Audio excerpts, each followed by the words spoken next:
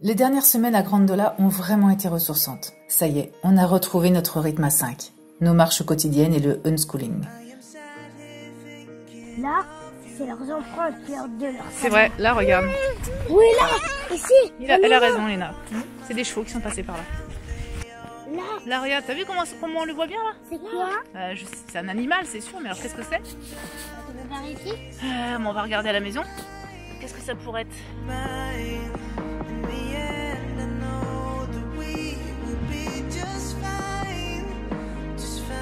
À la ferme, 2 petits agneaux sont nés. C'était super intéressant de les voir durant leurs premières heures de vie. Qu'est-ce que c'est, chouchou? Dire que c'était dans son ventre hier, ça?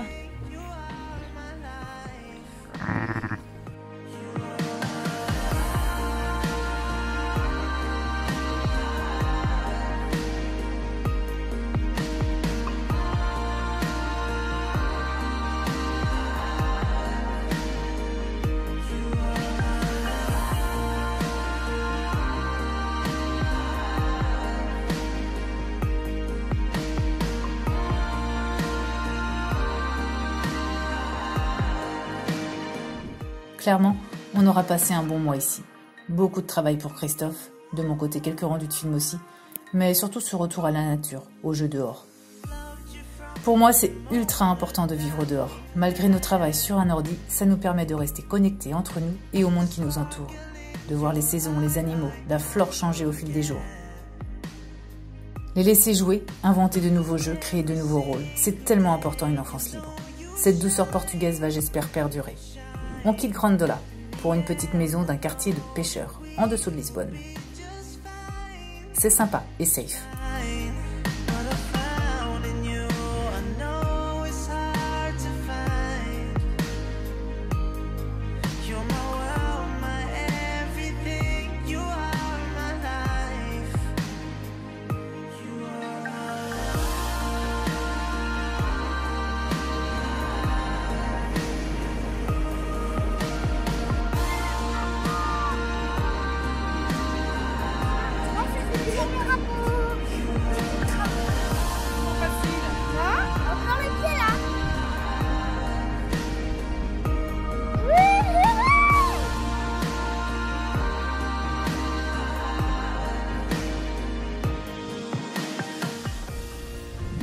Donc dans quel état d'esprit on se trouve? Alors qu'on emménage demain dans notre maison, eh ben, on est plutôt content. On a hâte d'aller découvrir les alentours, de voir la côte.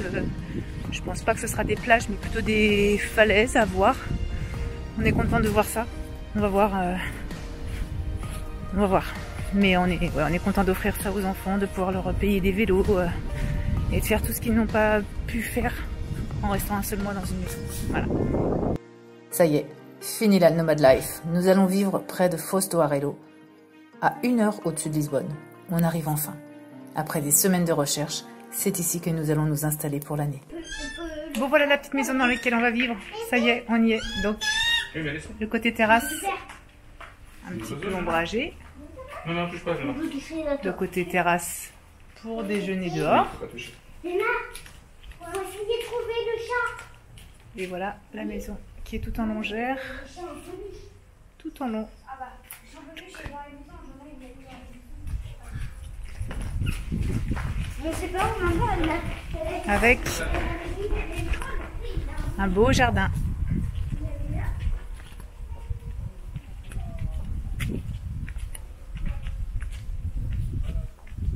Et ici vivent des tortues. On va en avoir 11 au mois de mai. Là, elles sont en train d'hiberner et il y a des petites qui sont nées l'année dernière, qui vont arriver au mois de mai. Donc au mois de mai, il y en aura 11. 11 ici dans le petit enclos. Et voilà, on a une super jolie vue dégagée. Et la mer, elle est de ce côté là-bas. Voilà.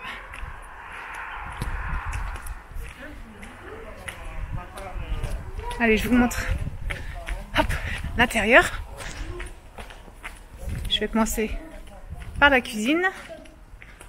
Hop. Donc voilà la cuisine. Très lumineuse, avec un petit thermomix là-bas. J'ai ramassé four, enfin voilà, un petit côté buanderie. Et on arrive dans la pièce de vie, qui est très jolie aussi. Beaucoup de cachets pour cette pièce de vie. C'est superbe. Voilà. Ici, on a un petit corridor, un petit couloir. On a la salle de bain. Voilà, qu'est-ce que c'est chouette. C'est superbe. Avec les toilettes, la baignoire, la douche, double vasque. Hop, et ensuite, on a la partie nuit. Donc, ici, ce sera sûrement le bureau de Christophe, qu'on va emménager en bureau. Je ne sais pas trop encore comment. Ici, ce sera sûrement la chambre des enfants. Oh, qu'est-ce que c'est grand. Même les enfants, ils ont un lit immense. Et en haut, hop, je monte. Il fait chaud ici. En haut, il y a une espèce de petite mezzanine où ils pourront mettre leurs jouets, disposer de leurs jouets. Voilà. Il n'y a pas besoin de chauffage là, hein. Il fait chaud. Voilà, très joli. Une grande bibliothèque en face, j'adore. Et enfin la troisième chambre, avec un petit piano s'il vous plaît. Voilà, troisième chambre avec un grand lit aussi. J'espère qu'on va pouvoir peut-être mettre un lit pour Jonah ici. Bon, on verra. Voilà, et qui donne donc sur le jardin derrière. Voilà.